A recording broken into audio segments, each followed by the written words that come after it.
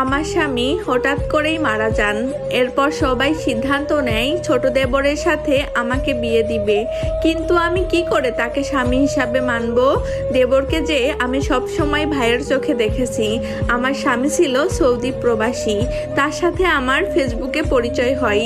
আমাদের সম্পর্কের যখন 2 বছর চলে তখন সে দেশে আসে। এরপর দুই পরিবারের সম্মতিতেই আমাদের বিয়েটা হয়। সে 3 মাসের ছুটিতে আসছিল। ছুটি কাটিয়ে আবার সৌদিতে চলে যান।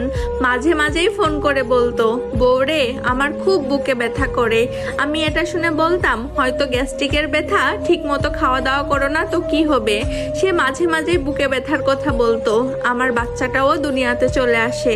আল্লাহ খুশি হয়ে আমার কোল আলো করে একটা জান্নাত দেয়। সবকিছু ভালোভাবেই যাচ্ছিল, কিন্তু স্বামীর বুকে ব্যথাটা মাঝে মধ্যেই বাড়তো।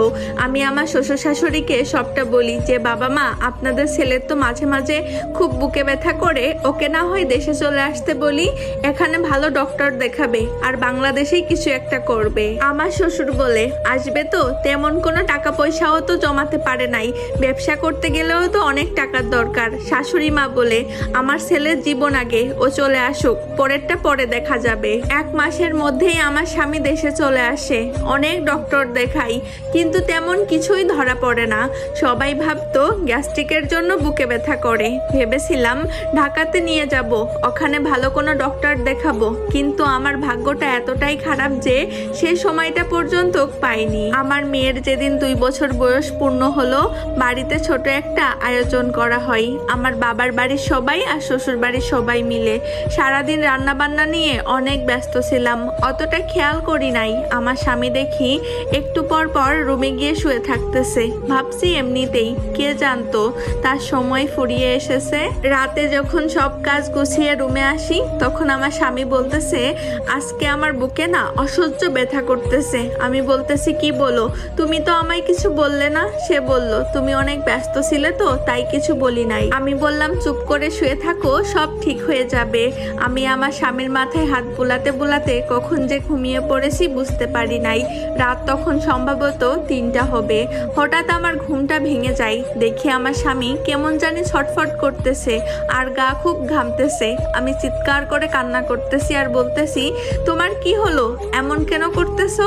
আমার কান্না শুনে পাশের রুম থেকে শ্বশুর শাশুড়ি বাবা মা সবাই চলে আসে। ডক্টরের কাছে যে নিয়ে যাব, আমাদের বাড়িটা শহর থেকে অনেকটা দূরে। এত রাতে গাড়িও পাই না, অনেক কষ্টে একটা গাড়ি ম্যানেজ হয়। আমার কোলের উপর স্বামীর মাথাটা ছিল।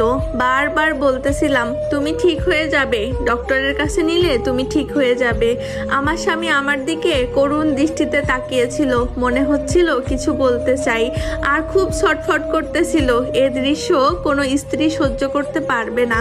একটা সময় আমার স্বামী কেমন যেন নিস্তব্ধ হয়ে গেল। আমি বুঝতে পারি নাই কি হলো, ভাবছি ঘুমিয়ে গেছে। অবশেষে হসপিটালে পৌঁছালাম।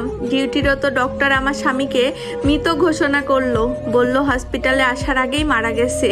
আমার না বিশ্বাস হচ্ছিল না, মনে হচ্ছিল আমি স্বপ্ন দেখতেছি। কান্না বের হচ্ছিল না। আমাকে সবাই বলতেছিল, একটু কান্না করো, একটু কান্না করো। আমি কেমন জানি পাথর হয়ে গিয়েছিলাম। স্বামীকে বাড়িতে আনা হলো, দাফন করা হলো।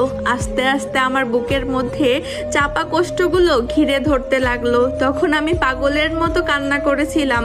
তখন বুঝতেছিলাম আমার জীবন থেকে সব হারিয়ে গেছে।